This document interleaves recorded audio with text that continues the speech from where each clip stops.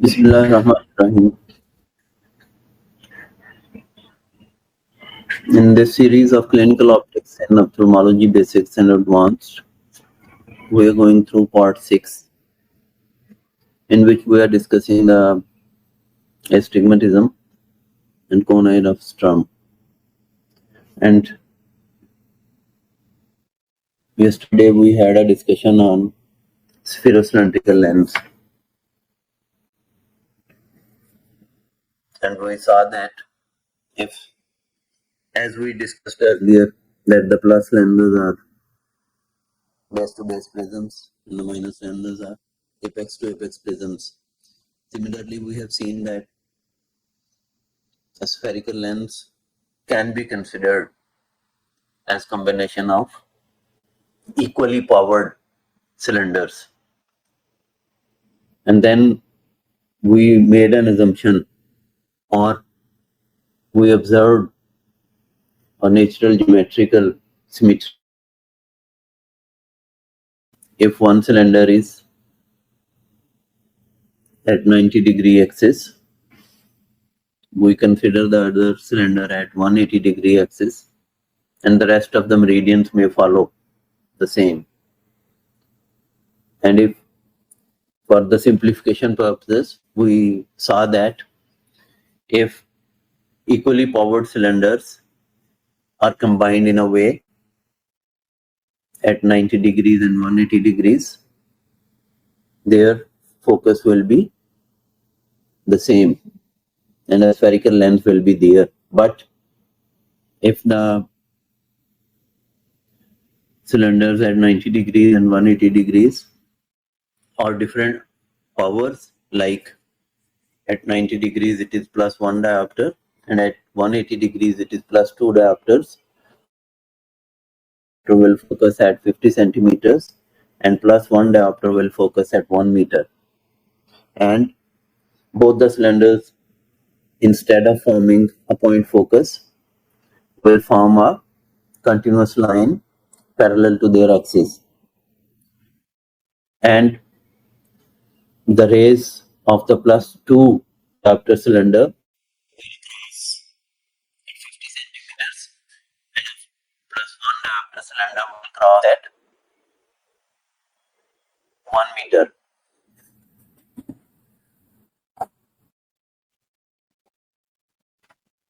So what we saw was that depending upon the point where the rays cross,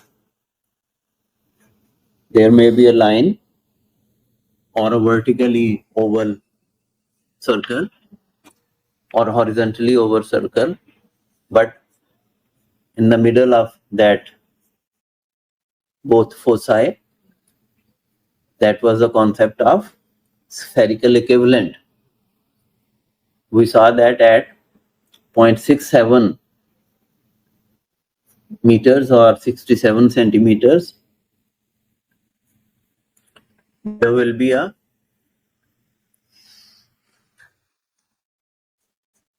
circle of least confusion. So with this understanding, we understand that in a spherocylindrical combination, if the circle of least confusion falls on retina, the patient will have a best vision at that point.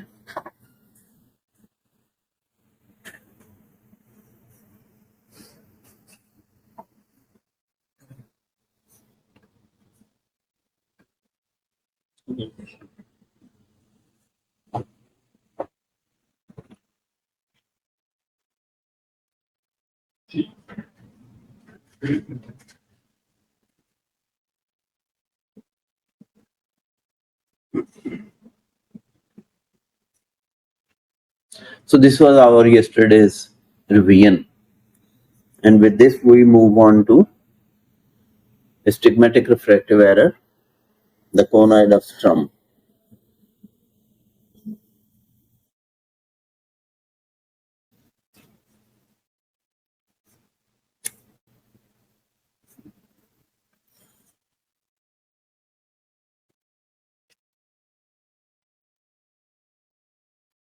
we have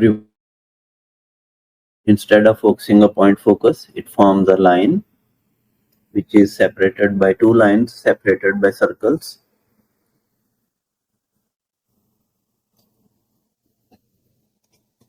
If we come to an schematic eye now, instead that spherocylindrical combination, and in a schematic eye we have collapsed the crystalline lens and the cornea and made it a one lens for discussion purposes. And that one lens has whatever power it has, but its 90-degree meridian and 180-degree meridian are different from each other, like the spherocylindrical combination we studied just, that the 180-degree meridian is +2 diopters and 90-degree meridian is +1 diopters. And we have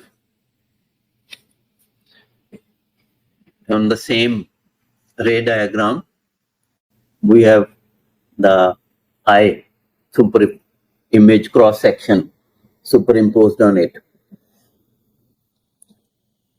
So we know that +1 diopter length focuses at 1 meter and +2 diopter length focuses at 50 centimeters. Should not the focal lines be 50 centimeters and 1 millimeter behind the cornea? Not in the vitreous as shown.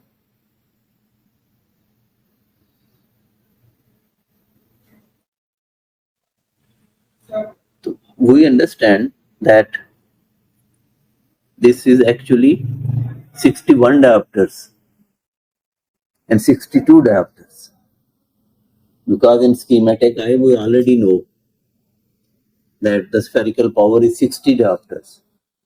So that's why it is crossing in the vitreous instead of focusing at 1 meter and 2 meters. So this is how we keep on refining or getting rid of confusions.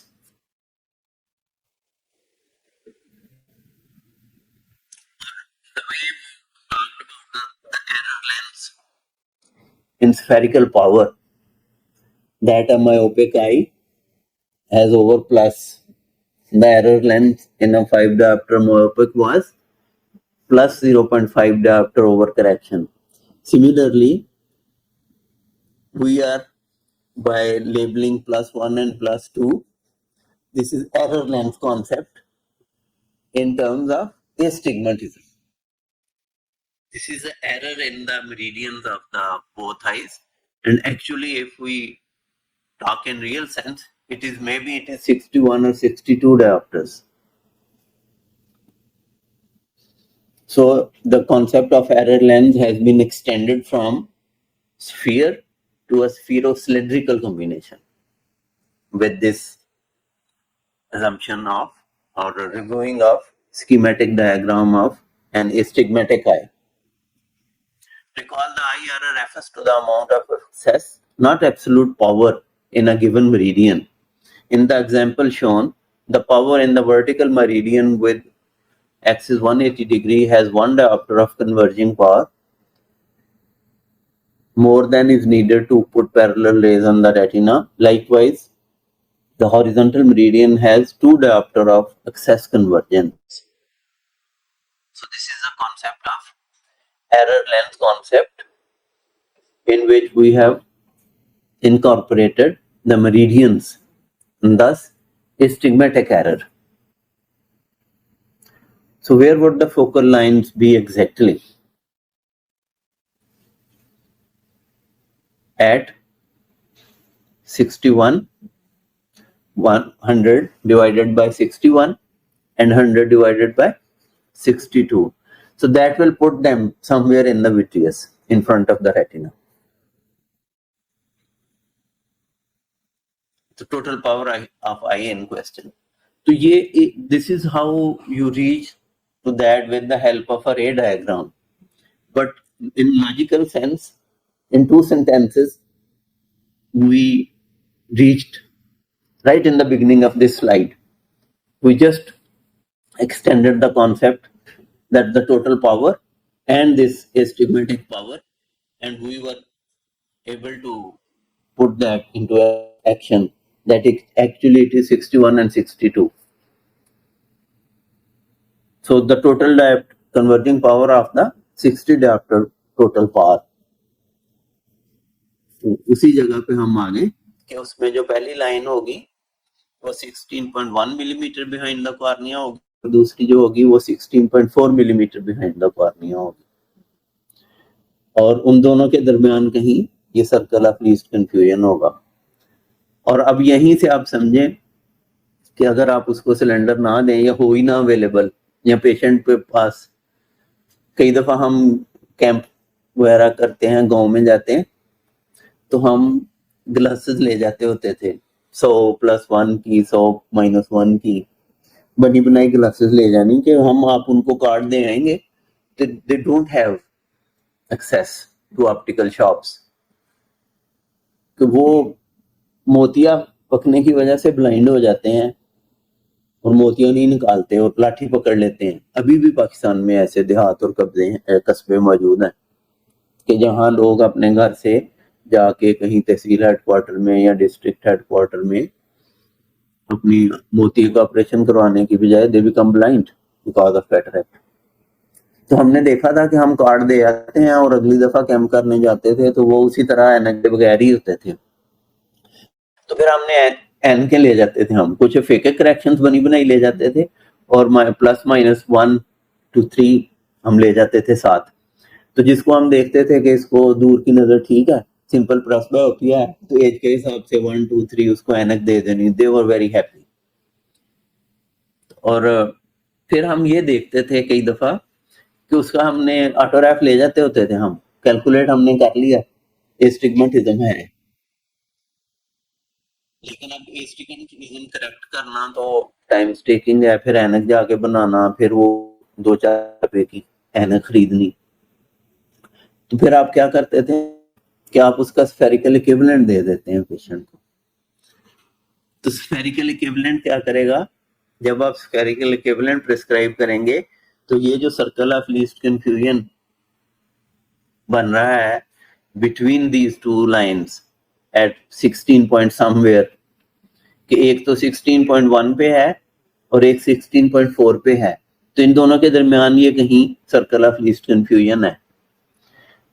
तो हम circle of least confusion को spherical equivalent लगाएंगे तो ये retina पे चला जाएगा। तो ये भी हमने स्फीरोसिलिंड्रिकल कॉम्बिनेशन में पढ़ लिया था कॉन्सेप्ट। तो this is how that concept works in living human eyes, कि ये उसकी एक इम्प्लीकेशन थी।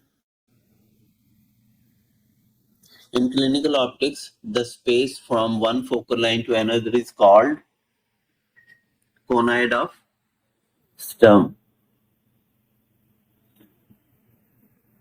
John Christoph Sturm. He died in 1703. So you see the contributions. उनकी फरासत और नजर तारीख लिखती है नहीं, वो तो फानी है मगर काम उनके बेमिसाल। तो इंसान तो फानी है but their contributions may lost, may change the direction of the history. तो ये दोनों line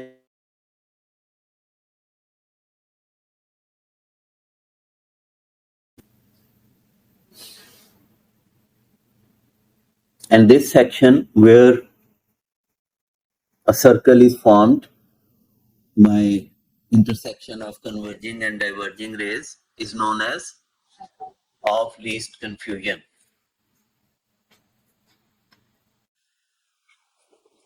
Because of its relationship to correct and reflective error, वो हमने पहले डिस्कस कर लिया कि हमने स्फीरोसिलिंड्रिकल कॉम्बिनेशन में जब स्फेरिकल इक्विवेलेंट लगाया था तो सर्कल ऑफ लीस्ट कंफ्यूजन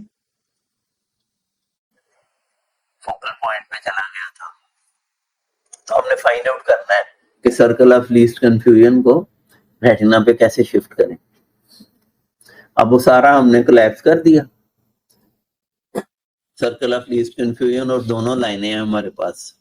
और स्कीमेटिक आई है जिसका एक मेरिडियन 61 डायप्टर है और एक मेरिडियन हकीकत में 62 डायप्टर है। तो उसका जो एरर लेंथ है वो 90 डिग्री पे +1 डायप्टर है और 180 डिग्री पे +2 डायप्टर है। तो वी नो कि +1 डायप्टर की लाइन पीछे बनेगी at 16.4 समथिंग बिकॉज ऑफ 1/100/61, और +2 की लाइन बनेगी 100/62 somewhere in front. It will be circle of least confusion in the middle. Error length कितना है उसका? वो तो हमारा वही स्फीयर सिलेंड्रिकल कॉम्बिनेशन ही है प्रैक्टिकली एरर लेंथ करने की वजह से। तो उसका दोनों की एवरेज कितनी है? 1.5। तो 1.5 कहाँ फोकस करेगा? 61.5 पे। Ignoring vertex distance, what's the refractive correction and what is the spherical equivalent of that correction? 100/61.5। ये तो आएगा उसका अल्टीमेट। तो रिफ्रैक्टिव करेक्शन कितनी दें अब इसका, जिसका एरर लेंथ +1.5 है उसको क्या दें? माइनस दे देंगे।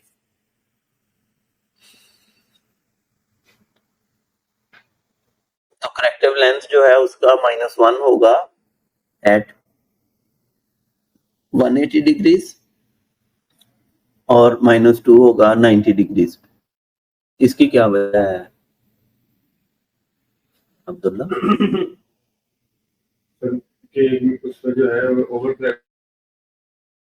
से नेगेटिव है। नहीं, ये +2 है एट 180, तो आप -2 90 पे लगा रहे तो वो ऑपोजिट एक्सिस में है। शाबाश, that's a very very basic concept that shows कि you have understood the concept of spherocylinder. हमने ये शुरू में पढ़ लिया था कि parallel to the axis cylinder has no power, तो it acts at 180 degrees away, इसलिए हमने उसको ऑपोजिट दिया है। -1 180 पे लगाया और -2 एट 90 पे लगाया।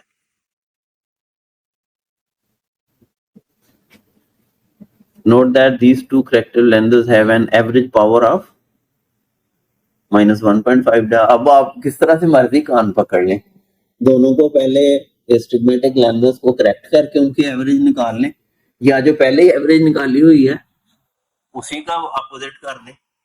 तो स्फेरिकल इक्विवेलेंट जो एरर लेंस था वो +1.5 था, तो जो रिफ्रैक्टिव करेक्शन होगी वो -1.5 होगी। Note that the average corrective length, the spherical equivalent of the corrective cylinders, is equal in power but opposite in sign to the average eye error, the spherical equivalent of the spherocylindrical error length. तो practical life में आप बेशक error length का concept नहीं apply करते, आप तो refractive error की बात करेंगे, but with this we are able to understand better what's actually happening, और हमें होपफुली कोनाइड ऑफ स्ट्रिंग और उसकी कंस्ट्रक्शन नहीं भूलेगी, और इसके जो एमसीक्यूज डिफरेंट एंगल से किए जाते हैं।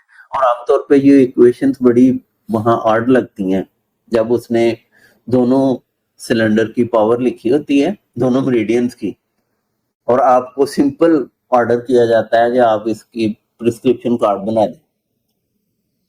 So if you know these concepts कि उसने तो ये लिख दिया कि -1 एट 90 और -2 एट 180, वो कोई भी फिगर दे दी है, अब उसको प्रिस्क्रिप्शन कार्ड में बदलना है, तो आप तो हैरान परेशान हो जाएंगे कि हम तो बनाते हैं, एक स्फीयर लिखते हैं, एक सिलेंडर लिखते हैं, अब इनको कैसे कन्वर्ट करेंगे। तो ये चीजें अगर हमने इस तरह थॉरोली डिस्कस की होंगी तो वो आपका जो ऑप्टिक्स का पार्ट है वो hopefully will be easier to address. You may not know how to do this yet. Don't worry, we shall get to it soon enough. ये वही बात हो गई है कि आपने -1 का फिगर दिया और -1 एट 90 लगाया, या फिर आपने ट्रांसपोज किया -2 विद +1 एट 90। ये तो प्रैक्टिकल सोल्यूशन है जो आप पेशेंट को ऑफर करते हैं। लेकिन उसके पीछे ये बातें चल रही हैं। अब ये कैसे एक दूसरे से लिंक होते हैं, we will see it letter.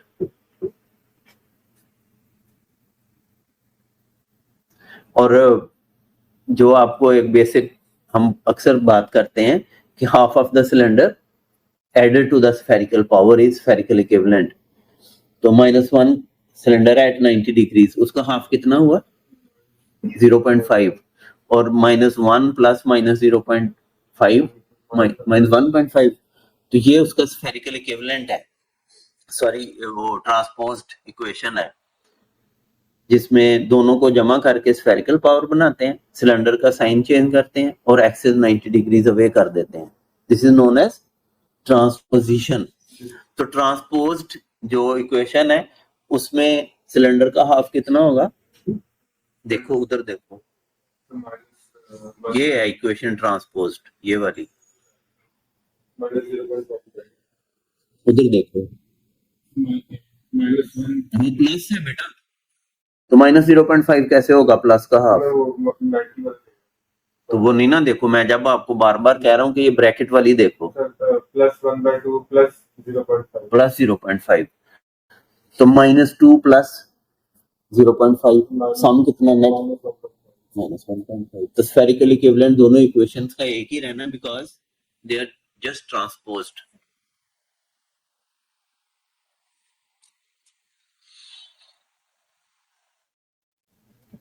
तो ये एरर लेंथ कॉन्सेप्ट पे बहुत ज्यादा जोर देते हैं,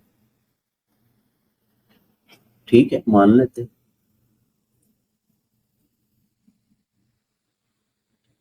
What would happen to the conoid if we put the corrective lens in front of the eye? Push back हो जाएगा, सिंपल। ये सारी चीजें अगर आप सिंपल -1.5 डायोप्टर उसके आगे लगा देंगे तो जितना -1.5 की पावर है करने की, कितने मिलीमीटर करता है वो? 100 सेंटीमीटर डिवाइडेड बाई -1.5। हाँ, कैलकुलेटर यूज कर सकते हैं, लेकिन कॉन्सेप्ट इतना ही है कि वो डाइवर्जिंग लेंस है ना, तो ये तीनों फोकस पीछे पुश हो जाएंगे। जितना ये लाइन पहले पीछे है उतना ही और पीछे चली जाएगी, ये सर्कल ऑफ लीस्ट कंफ्यूजन भी पीछे चला जाएगा और ये भी पीछे चला जाएगा। अब बॉटम लाइन क्या है कि हमने पहले ही बात कर ली थी कि अगर आपने पॉइंट फोकस नहीं देना और गांव में गए हुए हैं जहां सिलेंडर देना मुमकिन नहीं है, तो आप क्या करेंगे? सर्कल ऑफ लीस्ट कंफ्यूजन को रेटिना पे डाल देंगे। कैसे? By prescribing the spherical equivalent. So what will happen to this whole conoid will pushed back because of the divergence power of this corrective lens in such a way that the circle of least confusion falls on retina. ये है वो concept कि अगर आप सिर्फ cylinder ना दें और स्फेरिकल इक्विवेलेंट प्रिस्क्राइब करें तो this is what is going to happen. ये तो पूरे का पूरा कोनॉइड ऑफ स्ट्रम जो है वो पीछे चला गया और करेक्टिव लेंस ने मूव कर दिया, कोलैप्स कर दिया सर्कल ऑफ लीस्ट कंफ्यूजन को रेटिना के ऊपर, तो विजन बेहतर हो गई। जहां उन दो जो circle of least confusion means कि वहां इमेज इन गिवन सर्कमस्टेंसेस बगैर सिलेंडर के स्टिग्मेटेड लेंस यूज किए वहां sharpest image patient can see. नहीं, उतना कैसे होगा, वो तो पॉइंट फोकस होगा, वो क्रॉस कर रही है डाइवर्ज कन्वर्ज करके, उतना तो नहीं होगा, but this is the best vision without using an astigmatic lens. Best vision तो होगी जब आप स्फीरो सिलेंड्रिकल कॉम्बिनेशन प्रेस्क्राइब करेंगे। So the circle of least confusion is the section of the conoid in which the incoming light is most focused. Most, it resembles a point more. Point तो छोटा सा होता है, ये बड़ा है, लेकिन फिर भी पॉइंट से मिलता है, डिस्टॉर्शन कम से कम हो। By putting the circle of least confusion on the retina, the spherical equivalent provides the best vision, possibly the least confusion, if a spherical lens alone is used. The smaller the circle of least confusion, the better the VN. तो ये smaller अब हम spherical equivalent की मदद से हम तो नहीं उसको स्मॉलर कर सकते. This depends upon the amount of astigmatism the patient has. If the astigmatic error is small, circle of least confusion will be small. If the astigmatic error is high, the circle of least confusion will be bigger. क्योंकि उतनी race के दरमियान फासला बढ़ जाएगा जितना meridians के दरमियान एनाइजोमेट्रोपिया होगा.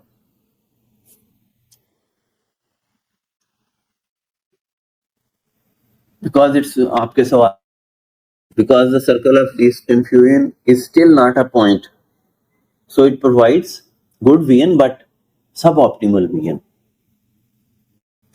So if we wish to optimize the VN, we must collapse the conoid of stem onto the retina. collapse कैसे करेंगे? वो जो दोनों लाइनें आगे पीछे बन रही थी उनका फासला खत्म कर दें. तो sir the conoid of stem will collapse. So this is astigmatic error correction proper. तो वो सिंपल है, वो तो हम पहले ही कर चुके थे. तो वो जितना एरर लेंथ आ रहा है उतना उसके मेरिडियंस में प्रिस्क्राइब कर दें तो दोनों लाइंस एक ही जगह फोकस हो जाएंगी, पॉइंट फोकस बन जाएगा. वो सर्कल ऑफ लीस्ट कंफ्यूजन की बजाय लाइंस कोलैप्स होंगी तो इमेज उतना ही अच्छा बन जाएगा जितना स्फेरिकल लेंस से बनता है. एक्चुअली जब आपने उसका एस्टिग्मेटिज्म सिलेंड्रिकल लेंथ लगाकर डिफरेंस खत्म कर दिया तो वो फिर it will act as a spherical lens.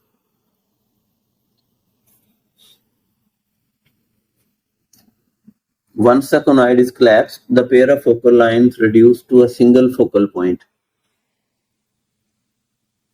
अब वो लाइनें रहेंगी नहीं तो थोड़ा सा कंफ्यूजन होता है ना कि हमने तो लाइनें कोलैप्स की हैं तो अब वो लाइन क्यों खत्म हो गई है.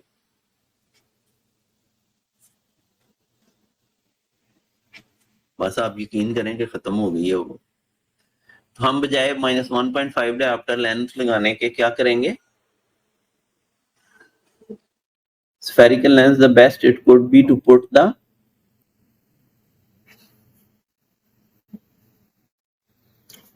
बात तो वही है कि ये उसकी सिलेंडर की वजह से है ना, तो सिलेंडर लगा दें.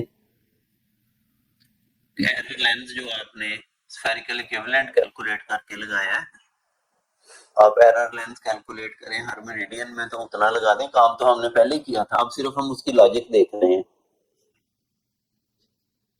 So each of the focal lines in the conoid is a result of the cylindrical error lens of a certain part. Thus, each of these error cylinders will require the proper corrective cylinder to offset it. In other words, we must use a combo of cylinders, a spherocylindrical lens, to collapse the conoid of stem and thereby fully correct the astigmatic error. यही बात जो हमने वहां सादगी से की थी ये अब सिलेंडर टिका दिए. तो what we did was कि instead of incorporating two cylinders हम उनमें से कोई एक स्फीयर ले लेते हैं. 61 और 62 थे ना, तो अगर हमने 61 को स्फीयर बना दिया तो 61 वाले को तो मिल गई. 62 वाला कह रहा है कि मुझे तो अभी भी कमी है, मेरा एरर लेंस तो अभी भी पूरा नहीं हुआ. तो अब अगर आप 62 देंगे तो 61 वाला रोएगा कि मेरे पास तो ज्यादा हो गया.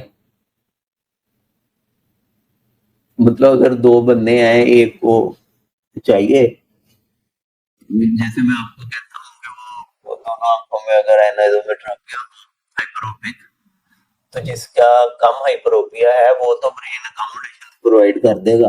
तो दूसरी कहती है मुझे तो नहीं अभी मिला फोकस, तो कहता है बस मैंने अगर तुम्हें दिया तो पहली वाली आउट हो जाएगी.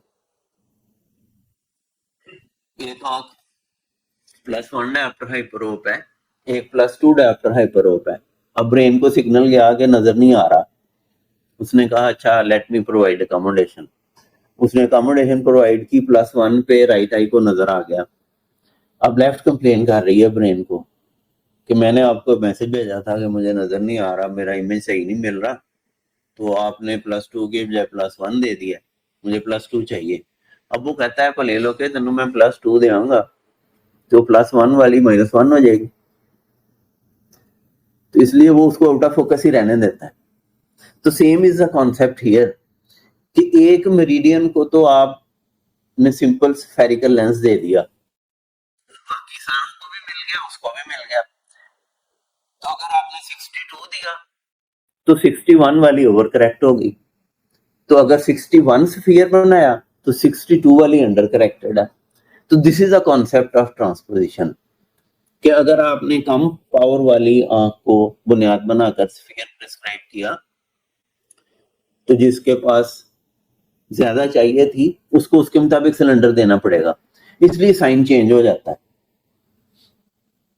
कि एरर लेंथ जिसको आपने पहले करेक्ट किया है, तो दूसरे एरर लेंथ को करेक्ट करने के लिए अगर आप उसको ओवर करेक्ट कर रहे हैं तो उसकी पावर फिर कम करनी पड़ती है, और अगर आप अंडर करेक्ट कर रहे हैं तो वो जो आप स्फीयर लगाते हैं जितना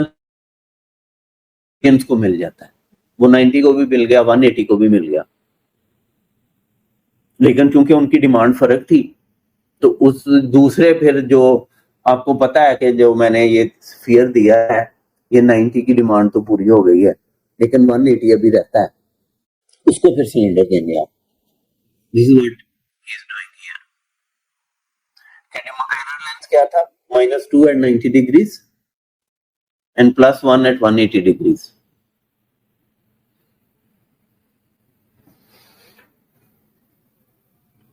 ये नई इक्वेशन है, इसमें जो एरर लेंथ कैलकुलेट किया है वो -2 at 90 है और +1 at 180 है, तो जो हम करेक्शन रिफ्रैक्टिव करेक्शन देंगे वो होगी +2 at 90 और -1 at 180,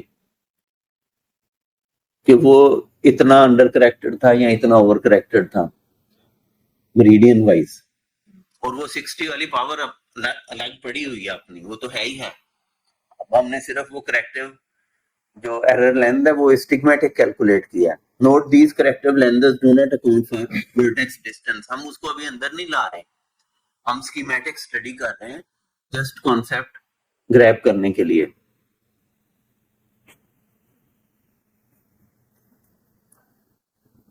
तो अगर आप चाहें एरर लेंस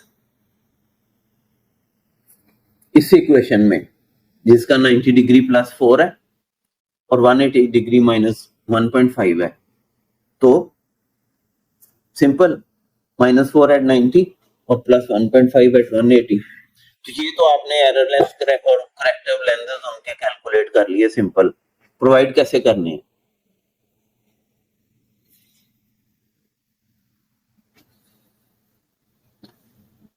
चलें आगे, अभी हम कर लेते हैं।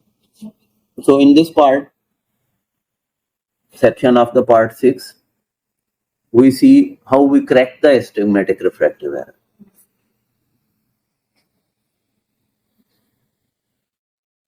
So we need to use a combo of cylinders in a spherocylindrical lens to collapse the conoid of Sturm and thereby fully correct an astigmatic refractive error. This is what we have studied so far. So each of the focal lines in the conoid is the result of cylindrical error length of a certain power. Each of these error cylinders will require the proper corrective cylinder to offset it. In other words, we saw that astigmatic refractive error results from two cylindrical error lenses and therefore require the spherocylindrical lens for its correction. अब ये रफली हम उसी concept की तरफ जा रहे हैं कि पूरी आई को समझते हुए हम एक स्फीयर प्रोवाइड करेंगे जो कि एक मेरिडियन की ख्वाहिश पूरी कर देगा, और फिर हम ज़हन में रखेंगे कि दूसरे मेरिडियन को हमने अंडर करेक्ट छोड़ा था या ओवर करेक्ट कर दिया, तो ओवर करेक्ट करेंगे तो उसको माइनस से कंपनसेट करेंगे, और अंडर करेक्ट छोड़ा हुआ है तो प्लस से करेंगे। इसलिए यही जो रेटिनोस्कोपी क्रॉस का कॉन्सेप्ट है वो भी यही है कि आपने 180 वाले को स्फीयर बनाना है या 90 वाले को बनाना है या 45 वाले को बनाना है या 135 वाले को बनाना है।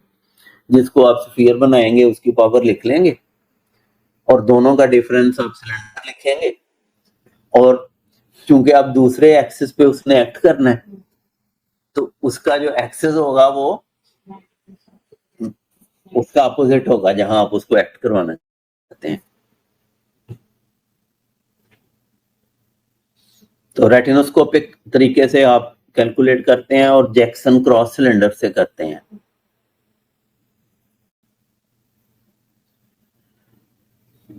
दोनों तरीकों से रिजल्ट क्या होता है वो तो अभी हमने डिस्कस किया कि हम कोलैप्स करके डाल देते हैं। नेट इफेक्ट तो यही है ना, होता कैसे है। In the retinoscopic approach the focal lines are attacked individually. Sphere power is used to place one focal line on the retina. हम यहाँ रेटिनोस्कोपी परफॉर्म नहीं कर रहे, हम उसका जो एंड रिजल्ट है उसकी मदद से सिलेंडर करेक्ट करेंगे, क्रॉस को देखेंगे, मेरिडियंस की पावर्स को देखेंगे। रेटिनोस्कोपी की परफॉर्मेंस और उसके बिहाइंड क्या कॉन्सेप्ट है वो हम इंस्ट्रूमेंटल ऑप्टिक्स में पढ़ेंगे। First, sphere power is used to place one focal line on the retina. जब आपने एक फोकल लाइन को रेटिना पे डालने के लिए स्फीयर लगाया तो वो स्फीयर आपको पता है 360 डिग्री पावर दे रहा है ना, तो वो उतनी पावर आपने तो एक मेरिडियन को करेक्ट करने के लिए लगाया है, लेकिन वो उतनी ही पावर दूसरे को भी दे देगा। तो वही बात है सारी इस कॉम्बिनेशन में। Then the cylindrical power is used to move the other focal line onto the retina as well, thereby collapsing the conide. So in this section, we will delve into the specifics of how to perform retinoscopic refraction, just the ideas behind it. कि एक जो 90 degree वाला है +1 है और error length जो है वो +2 है at 180 डिग्रीज। हमें पता है कि कोनाइड ऑफ स्टर्म 61 और 62 पावर के साथ in front of the retina बन रहा है। दो लाइनें हैं वर्टिकल जो कि +1 की है, हॉरिजॉन्टल +1 की है, और वर्टिकल जो है वो +2 की है, आगे वाली है ना वो। So let's consider how we use retinoscope to crack the astigmatism refractive error of the eye we have been talking.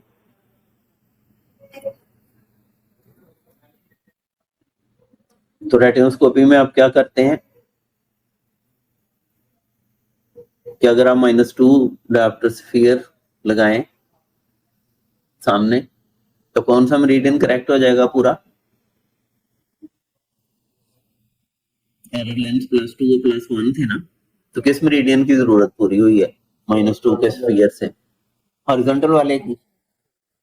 तो +1 वाले को क्या मसला हुआ है कि मैं तो मंगया सी -1, आपने मुझे -2 दे दिया, तो वो नाराज ही होगा बेचारा। तो उसको फिर हमें -1 अंडर करेक्ट करना पड़ेगा। वो कैसे करेंगे? 180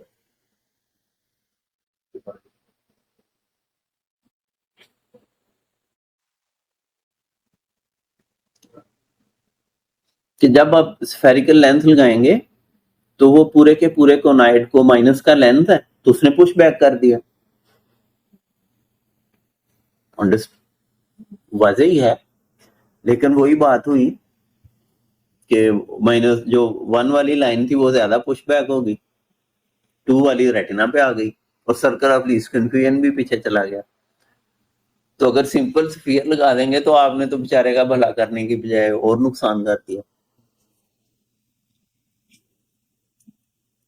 We said a spherical lens in essence two cylindrical lenses oriented 90 degrees apart.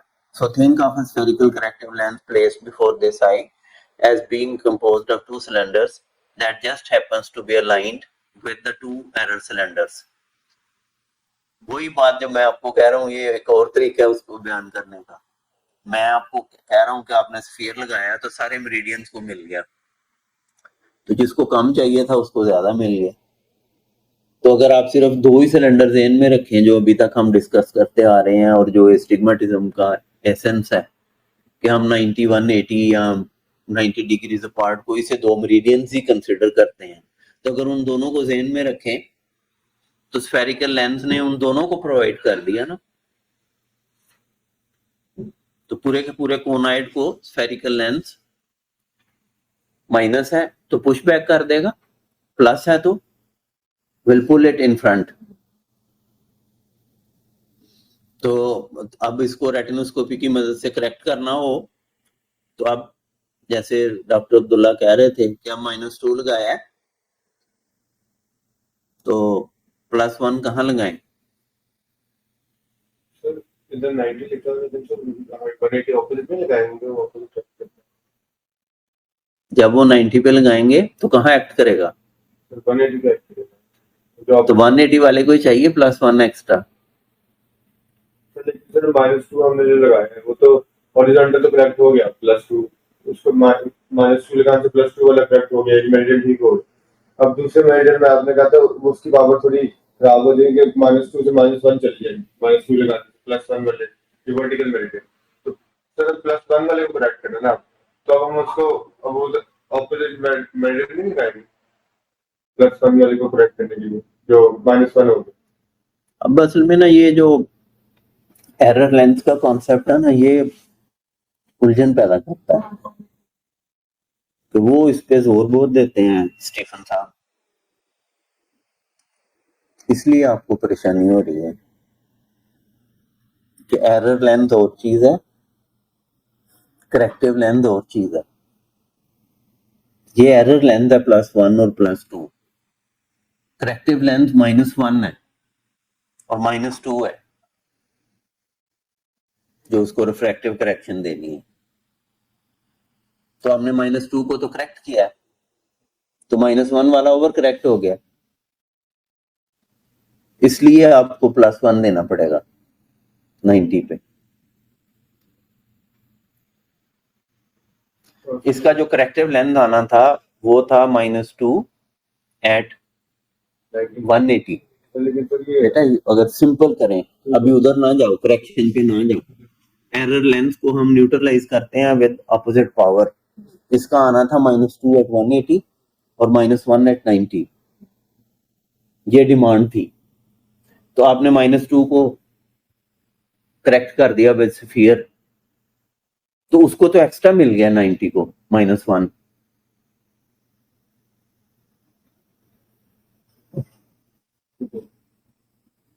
तो उसको कम करने के लिए आपको फिर 90 पे लगा दिया।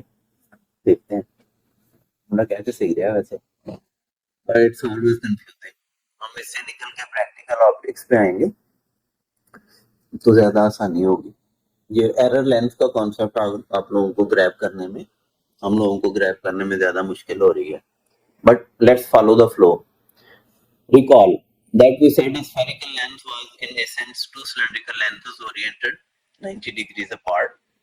So think of a spherical corrective length placed before this eye as being composed of two cylinders that just happens to be aligned with the two error lenses. ये बात तो ठीक है कि वो हमने स्फेरिकल लेंस लगाया है तो वो दोनों पे 90 माइनस पे 2 भी 90 पे है वो, और -2 ही 180 पे है। So a spherical corrector lens moves the whole conoid. इतना तो क्लियर है कि हमने जो -2 लगाया है वो 90 डिग्रीज पे भी -2 है और 180 डिग्रीज पे भी -2 है, ठीक है। Then the cylinder power is used to pull the posterior focal line forward onto the retina.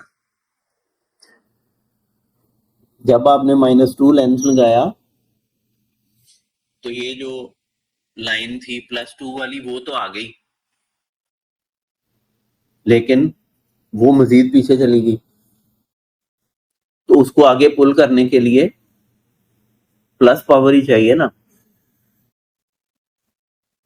तो इसलिए the +1 at 90 pulls the posterior focal line forwards onto the retina, thereby collapsing the conoid of sternum. तो अभी अगर नन्ना जहन कबूल नहीं भी कर रहा तो हम स्टीफन साहब की बात मान लेते हैं और आगे चलते हैं। Likewise, a corrective plus cylinder lens, when oriented properly, pulls only the posterior focal line forwards, whereas a minus cylinder lens would push it backwards.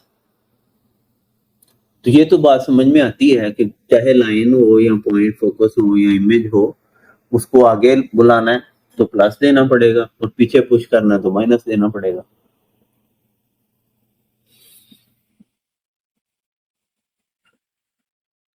Up to this point, the eye error of an astigmatic eye has been rendered like this, with both focal lines located within the confines of the globe.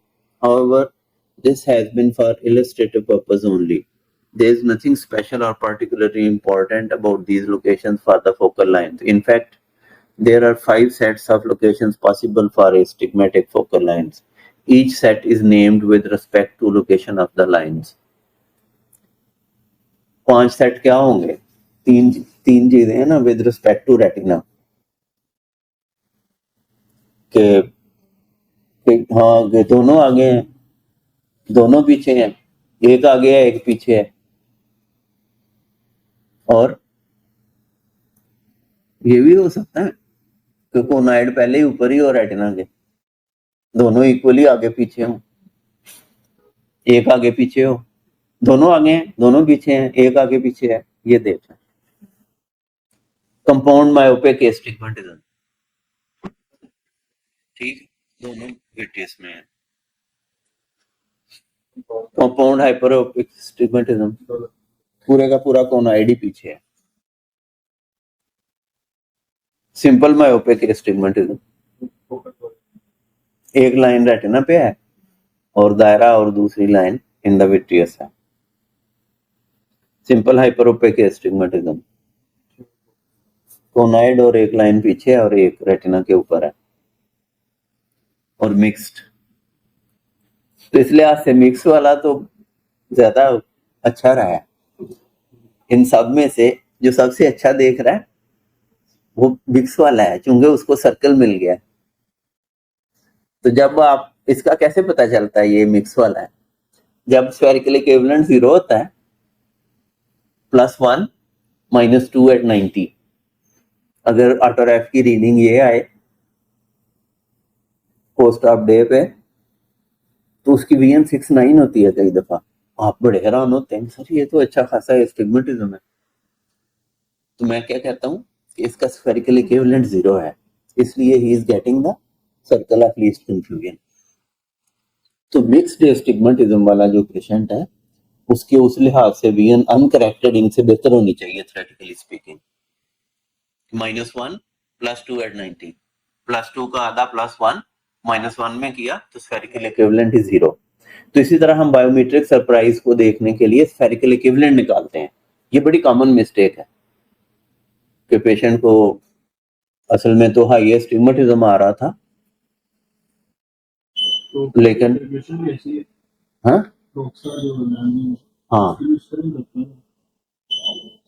तो आपने उसका spherical equivalent देखने के लिए, biometric surprise देखने के लिए 7, अब जब हम ई कैप का जमाना था तो कभी कभी 5-5, 6-6, 7-7 एस्टिग्मेटिज्म भी आता है, स्पेशली विद द बिगनर्स. तो सूचर टाइट लग गया तो 7 डायप्टर एस्टिग्मेटिज्म आ रहा है. अब +3.50 -7 एट 180 देखने में हॉरिबल इक्वेशन है, बट वी नो कि -7 का half is -3.5 and O +3.5 or -3.5 is 0. So it's not a biometric error, though the equation looks very puzzling and horrible to look at. तो sir +3.5 की एरर भी आ रही है और -7 का सिलेंडर आ रहा है, बायोमेट्री गलत हो गई है. This is not true. Biometry was accurate. This is just tight sutures. उसके जब आप 4-6 हफ्तों बाद सूचर निकालेंगे तो उसकी रिफ्लेक्टिव एरर 0 के करीब आ जाएगी. तो ये हमने एस्टिग्मेटिक करेक्शन रेटिनोस्कोपी में देखा कि it can be compound myopic और compound hyperopic, simple myopic, simple hyperopic और mixed. Simple hyperopic astigmatism, in describing retinoscopic, ऊंची आवाज से पढ़े हैं अब्दुल्ला ये slide. astigmatic correction. Simple hyperopic astigmatism. In describing retinoscope astigmatic refraction, we said that sphere was used to place the anterior focal line on the retina. Thus, the first step in retinoscopy is to transform the patient's refractive error into simple hyperopic astigmatism. However, this assumes the refraction is working in plus cylinder. That is, if you are working with a plus cylinder product, you want to end up in position prior to adding cylinder. फ्रॉप्टर क्या है? किधर है फ्रॉप्टर इस कमरे में? है वो फ्रॉप्टर है, वो जो मशीन के साथ लगा हुआ है, उसके अंदर बिल्ट इन लेंसेज हैं। तो फ्रॉप्टर्स में ये इशू है कि उनमें माइनर सिलेंडर्स अक्सर दिए जाते हैं, दोनों सिलेंडर देना मुमकिन नहीं होता। लेकिन वो जो क्लिनिक में फ्रॉप्टर मैं यूज करता हूँ वो टॉपकॉन का है, वो पुराना है, लेकिन उसमें दोनों सिलेंडर्स हैं, इसमें सिर्फ माइनस है। तो thus if you are working with a plus cylinder फ्रॉप्टर you want to end up in this position prior to adding cylinder। अब अगर आपके फ्रॉप्टर पे लिखा हुआ है कि इसमें सिर्फ प्लस सिलेंडर है, तो आपको हर सूरत में सिलेंडर प्लस में चाहिए। तो अगर ये माइनस सिलेंडर फ्रॉप्टर है और आपने जो रेटिनोस्कोपी की है उसमें प्लस निकाला था, आपकी रिफ्रैक्टिव एरर, फॉर एग्जांपल मैं आपको मिसाल देता हूँ, 0.00 with +4 at 90। अब ये फ्रॉप्टर माइनस सिलेंडर का है, तो क्या इस पे फिर उस पेशेंट की रिफ्रैक्शन नहीं हो सकती? कैसे हो सकती है? ट्रांसपोज करते हैं, तो ट्रांसपोज करेंगे तो वो +4 स्फीयर हो जाएगा और -4 at 180 हो जाएगा, तो फिर वो इस फ्रॉप्टर पे रिफ्रैक्ट हो सकेगा। यही मुराद है उसकी कि आपके डिपेंड करता है कि अब आपकी क्या प्रेफरेंस है। इक्वेशन आपने वो बनानी है जो आपके फ्रॉप्टर में, जो आपके सेटअप में, जिसको आप यूज्ड टू हैं। Because plus cylinder can only pull a focal line forwards, thus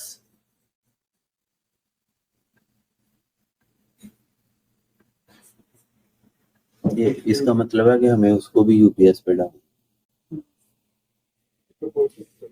जी।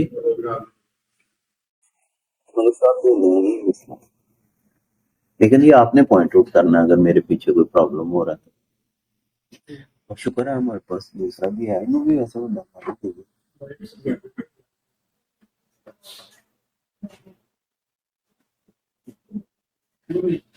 कर देते हैं ना।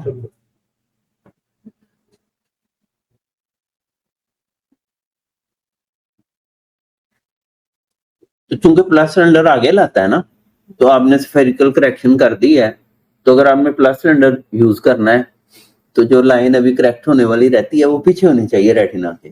बात इसने आना वहीं पे है, लेकिन बस ये कई दफा स्टीफन साहब ना जरूरत से ज्यादा घुमा देते हैं, वो पहले जो आ रहा होता है वो भी गायब हो जाता है।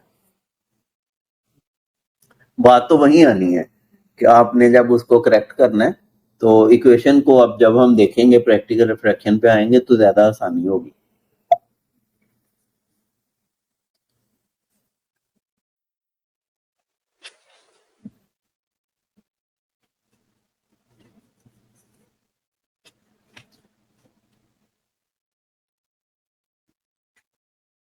When performing retinoscopy in plus cylinder, all road leads to simple hyperopic astigmatism before cylinder is introduced।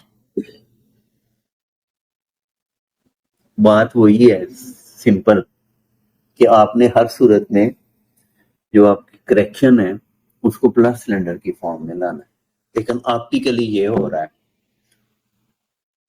ये देखिए इसकी तो दोनों लाइनें आगे थी, लेकिन अगर आपने उसको प्लस सिलेंडर से करेक्ट करना है तो आप इसको ऐसा लेंस देंगे कि एक लाइन तो रेटिना पे चली जाए और एक पीछे चली जाए, यानी कि पूरे के पूरे कोनाइड को आप इस तरह से पुश बैक करेंगे कंपाउंड मायोपिक एस्टिग्मेटिज्म में कि जो पहली लाइन है वो रेटिना पे चली जाए और सर्कल और दूसरी लाइन पीछे चली जाए, ताकि आप उसको प्लस सिलेंडर से आगे ला सकें। हम अभी जाते ही नहीं है कि हम बाद में क्या करेंगे। सिंपल मायोपिक एस्टिग्मेटिज्म में एक लाइन पहले ही उसके ऊपर थी, तो आसान हल क्या था कि आप माइनस का सिलेंडर लगाते हैं, इसको पुश बैक करते कोलैप्स कर देते हैं। लेकिन अब आपके पास फोराफ्टर प्लस सिलेंडर वाला है, तो आप उसका उलट काम करेंगे। आप ऐसा लेंस लगाएंगे कि ये इधर आ जाए और ये पुश बैक हो जाए और बाद में मैं उसको प्लस सिलेंडर से आगे ले आऊं। यानी कि डिपेंडिंग अपॉन द अवेलेबिलिटी और योर प्रेफरेंस और योर फोराफ्टर लिमिटेशन और your preference even in with trial lens set, अगर आप माइनस से ही करेक्ट करना चाहते हैं, सरकारी अस्पतालों में तो वैसे ही गायब होते हैं लेंसेज आधे, वो माइनस सिलेंडर है ही नहीं उनकी, करिए ट्रायल सेट भी नहीं है। तो ये तो अल्लाह का करम है कि आपके 25-25 साल पुराने लेंस सेट हैं और एक भी लेंस मिसिंग नहीं है। तो ये हमारे प्रेडिसेसर्स और हमारे साथियों की प्रॉपर ट्रेनिंग या उनकी एहतियात की वजह से ऐसे है कि माशाल्लाह सारे इंस्ट्रूमेंट 25-30 साल पुराने भी काम कर रहे हैं अभी तक। तो अब मैसेज क्लियर हो गया कि अगर ऑप्टिकली सिर्फ इस डायग्राम को देखते हुए ये सिंपल मायोपिक एस्टिग्मेटिज्म में आपने खुद इस लाइन को पुश बैक कर दिया माइनस स्फीयर लगा के, और इसको तो रेटिना के ऊपर ले आए, क्योंकि आपने फिर बाद में प्लस सिलेंडर यूज करके इस लाइन को वापस लाना है। बेटा आपके पास प्लस ही है सिलेंडर, माइनस है ही नहीं। तो इसका जो सिंपल आंसर था वो तो था कि माइनस सिलेंडर लगा के इस लाइन को रेटिना के ऊपर डाल दें, माइनस नहीं है। तो आपने माइनस स्फीयर लगाया और इस कोनाइड को पुश बैक किया सारे के सारे को, कि ये लाइन तो रेटिना पे आ गई और ये यहाँ चली गई, तो फिर उसको पुल बैक कर लिया प्लस सिलेंडर से, क्योंकि आपकी जो मशीन थी उसमें प्लस सिलेंडर ही था, माइनस था ही नहीं। जस्ट कॉन्सेप्ट है। हाँ वो हम प्रैक्टिकली तो उस पे आएंगे, लेकिन this is what optically is happening. तो कंपाउंड हाइपरोपिक में अगली लाइन को आप रेटिना पे ले आए, पिछली को रहने दें, उसको सिलेंडर से ले आए, तो इस तरह वो कोलैप्स हो जाएगा। मकसद तो है कि हमने कोनाइड को कोलैप्स करके पॉइंट फोकस देना है। तो अगर माइनस सिलेंडर ही हो आपके पास, अब देखें ना आपको फोराफ्टर की ट्रेनिंग भी साथ हो रही है, कल को ये फोराफ्टर आपके लिए अजनबी नहीं होगा, उसके करेक्टर्स आपके लिए अजनबी नहीं होंगे। ये कई दफा थोड़ी सी बोरिंग भी लगती है डिस्कशन, कि एक ही बात को हम कई कई एंगल से देख रहे हैं, लेकिन जो ही हमने प्रैक्टिकल कॉन्सेप्ट्स पे आना है, इंस्ट्रूमेंटल ऑप्टिक्स पे आना है, तो हम इन स्लाइड्स को बार बार रेफर करेंगे और रिकॉल करेंगे कि कितना अच्छा हुआ कि now we understand what is actually happening behind these concepts. अब आपके पास सिर्फ माइनस सिलेंडर वाला फोराफ्टर है या आपके पास ट्रायल सेट है। देखिए अगर आप कहेंगे जी मुझे ट्रायल सेट इकोनॉमिकल चाहिए, तो 50 प्लस सिलेंडर 50 माइनस सिलेंडर दिए हुए हैं उसमें, तो वो महंगा होगा। तो अगर आप कहें मुझे सिर्फ माइनस सिलेंडर वाला एक ट्रायल सेट बना दो, तो 50 लेंसेज की कीमत कम हो गई ना। और आपको पता है कि माइनस सिलेंडर से भी मैं रिफ्लेक्शन कर सकता हूँ, if I know the optics, if I know the spherocylindrical combinations, if I am clear about the concept of transposition, तो सिर्फ माइनस सिलेंडर से भी रिफ्लेक्शन मुमकिन है, जबकि स्फीयर आपके पास दोनों मौजूद हों। तो ये इसमें हिडन कॉन्सेप्ट हो सकते हैं। अब हमारा प्रैक्टिकल इशू है कि हमारा जो फ्रॉक्टर है डिपार्टमेंट में वो माइनस सिलेंडर का है, और हम सिर्फ माइनस सिलेंडर से तो ये रिफ्रैक्शन बहुत सिंपल मायोपिक एस्टिग्मेटिज्म तो बहुत आसान होगा, आपको लगाना ही कुछ नहीं है, आपने सिंपल माइनस सिलेंडर लगाना है और इस लाइन को उसके ऊपर डाल देना।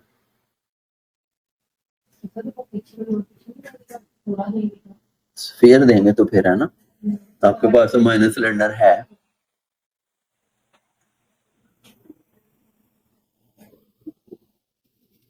तो पीछे वाली डायग्राम में भी एक इक्वेशन ऐसी थी कि जिसमें सिर्फ प्लस सिलेंडर ही काफी था। कौन सी वाली?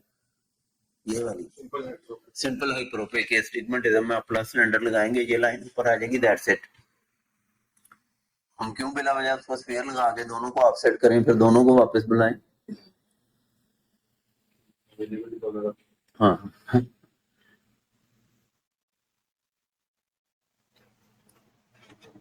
because minus cylinder can only push a focal line backwards. Thus, the to be resolved focal line must be in front of the retina. ठीक है, clear?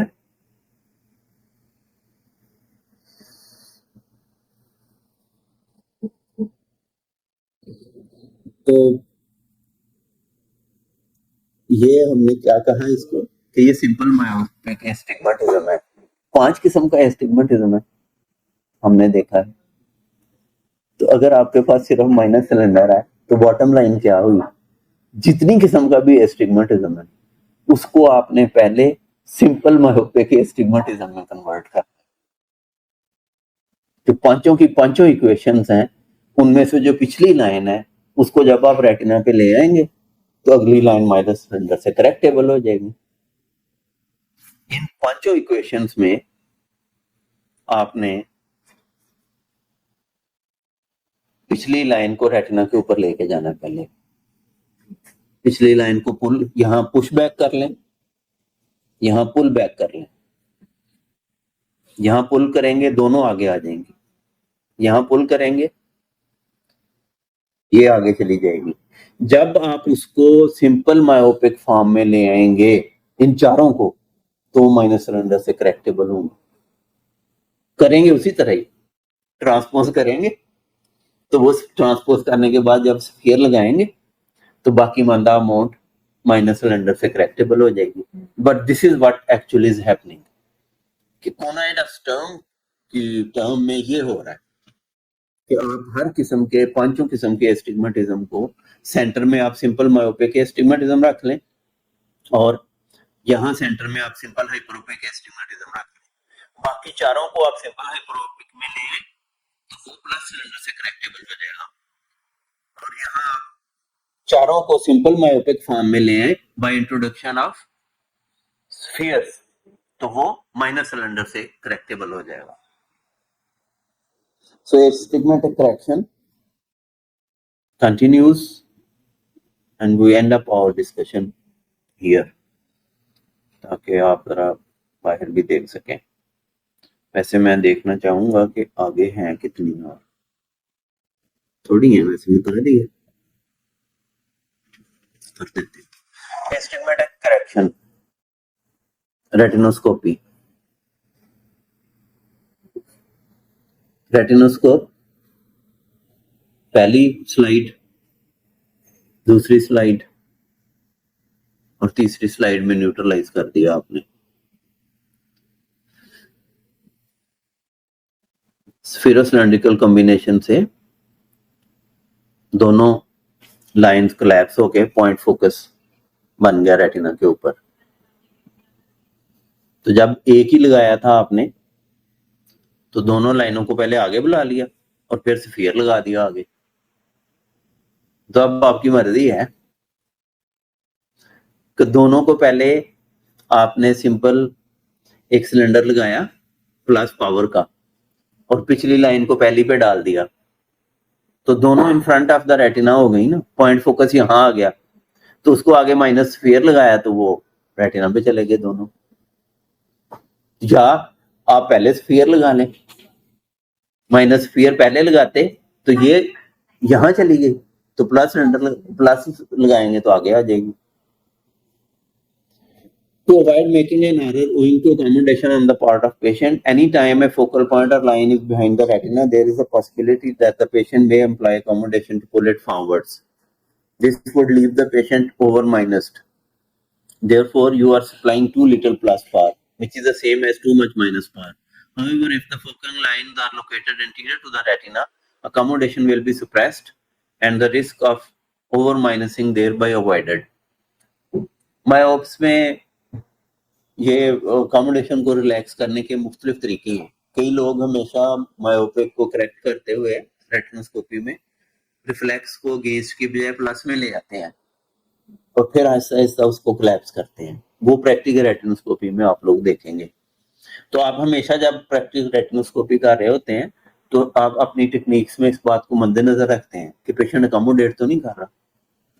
फ्राफ्टर के पीछे पेशेंट अकोमोडेट तो नहीं कर रहा, एज क्या है, जोर तो नहीं लगा रहा, वेरिएबल रिफ्रैक्शन आ रही है, कभी -1 से देख रहा है, कभी -2 से देख रहा है, मैं आपको क्या कहता हूँ कि इसको साइक्लोप्लीज कर दो। 20 साल के बच्चे को भी साइक्लोप्लीज कर देते हैं। तो ये इसका मैसेज इतना ही है कि आपने अवेयर रहना है कि पेशेंट की अकोमोडेशन आपकी रेटिनोस्कोपी में एरर्स इंड्यूस कर सकती है।